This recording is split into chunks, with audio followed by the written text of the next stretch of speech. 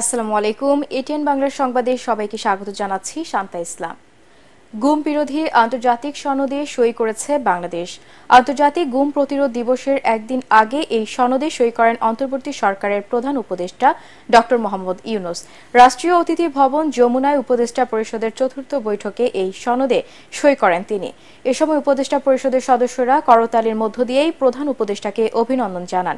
দিনটিকে ঐতিহাসিক উল্লেখ করে ড ইউনূস বলেন, শেখ হাসিনার দীর্ঘ ১৫ বছরের স্বৈরাচারী শাসনামলে নিরাপত্তা বাহিনীকে দিয়ে জোরপূর্বক প্রতিটি গুমের ঘটনার তদন্তে কমিশন গঠন করবে অন্তর্বর্তীকালীন সরকার। ২০০৬ সালের ২০ ডিসেম্বর গুম বিরোধী আন্তর্জাতিক সনদটি জাতিসংঘ সাধারণ পরিষদে গৃহীত হয়। ৩২টি দেশ এতে স্বাক্ষরের পর এর বাস্তবায়ন শুরু হয়। এ পর্যন্ত ৭৫টি দেশ গুম বিরোধী আন্তর্জাতিক সনদে যুক্ত হয়েছে।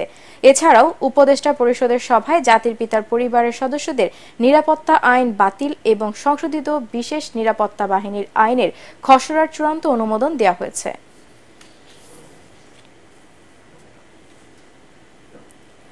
আন্তর্জাতিক অপরাধ ট্রাইব্যুনালের তদন্ত সংস্থায় মন্ত্রী, এমপি, পুলিশ, সাংবাদিক ও সুশীল সমাজের প্রতিনিধি সহ ৫২ জনকে আসামি করে অভিযোগ দায়ের করা হয়েছে।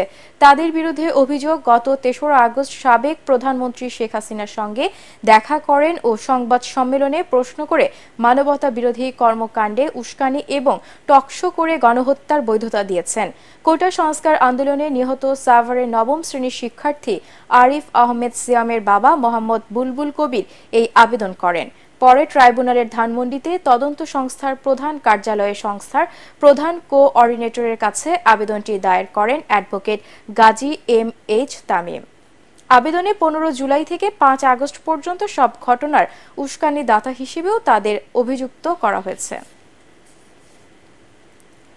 সাবেক বাণিজ্যমন্ত্রী টিপু মুন্সিকে রাজধানীর গুলশান থেকে গ্রেপ্তার করেছে র্যাব। গতরাতে র্যাবের লিগ্যাল অ্যান্ড মিডিয়া উইং জানায়, গুলশান ১ নম্বর রোডের M&J গ্রুপের কর্ণধার সালাউদ্দিন আহমেদের বাসা থেকে তাকে গ্রেপ্তার করা হয়। বৈষম্য বিরোধী ছাত্র আন্দোলন চলাকালে রংপুরে গুলিবিদ্ধ হয়ে এক স্বর্ণ কারিগর নিহতের মামলায় তিনি গ্রেপ্তার হন। প্রাথমিক জিজ্ঞাসাবাদ শেষে তাকে পুলিশের হাতে হস্তান্তর করা হবে। তার বিরুদ্ধে বৈষম্য বিরোধী ছাত্র আন্দোলনের শিক্ষার্থী ও শ্রমিক নিহতের ঘটনায় গাজীপুর ও রংপুরে ২টি হত্যা মামলা করা হয়েছে। এর আগে ২২ আগস্ট টিপু মুন্সি, তার স্ত্রী আইরিন মালবিকা মুন্সি, মেয়ে তানিয়া অনন্যা মুন্সি ও তৃষা মুন্সির ব্যাংক অ্যাকাউন্ট জব্দ করে বাংলাদেশ ব্যাংকের আর্থিক গোয়েন্দা সংস্থা বাংলাদেশ ফাইন্যান্সিয়াল ইন্টেলিজেন্স ইউনিট। একই সঙ্গে তাদের মালিকানাধীন ব্যবসা প্রতিষ্ঠানের ব্যাংক হিসাবে লেনদেন স্থগিত করা হয়। বৈষম্য বিরোধী ছাত্র আন্দোলনে সুমন শিকদার নামে এক যুবককে হত্যা মামলায় সাবেক প্রধানমন্ত্রী শেখ হাসিনার বেসরকারি শিল্প ও বিনিয়োগ উপদেষ্টা সালমান এফ রহমান ও সাবেক আইনমন্ত্রী আনিসুল হকের চতুর্থ দফায় ৫ দিনের রিমান্ড মঞ্জুর করেছেন আদালত। রাজধানীর আদাবরে পোশাক শ্রমিক রুবেল হত্যা মামলায় সাবেক এমপি সাদেক খান ও সাবেক সেনা কর্মকর্তা জিয়াউল আহসানের ৫ দিনের রিমান্ড মঞ্জুর করা হয়েছে। সকালে ঢাকার মেট্রোপলিটন ম্যাজিস্ট্রেট নুরুল হুদা চৌধুরীর আদালত রিমান্ডের আদেশ দেন। এর আগে সকাল ৭টার দিকে তাদের আদালতে তোলা হয়।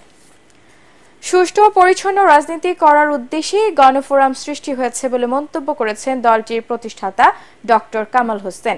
দলের ৩১তম প্রতিষ্ঠা বার্ষিকী উপলক্ষে ঢাকা প্রেস ক্লাবে আয়োজিত এক অনুষ্ঠানে তিনি কথা বলেন।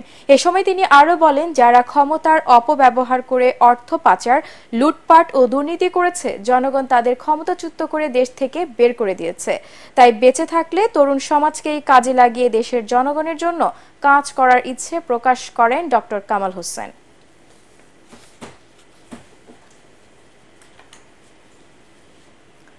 পরবর্তী সংবাদ দেখার আমন্ত্রণ জানিয়ে এখনকার মতো শেষ করছি। এটিএন বাংলা সংবাদ ইউটিউবে দেখতে ব্রাউজ করুন youtube/ATN Bangla News। ধন্যবাদ।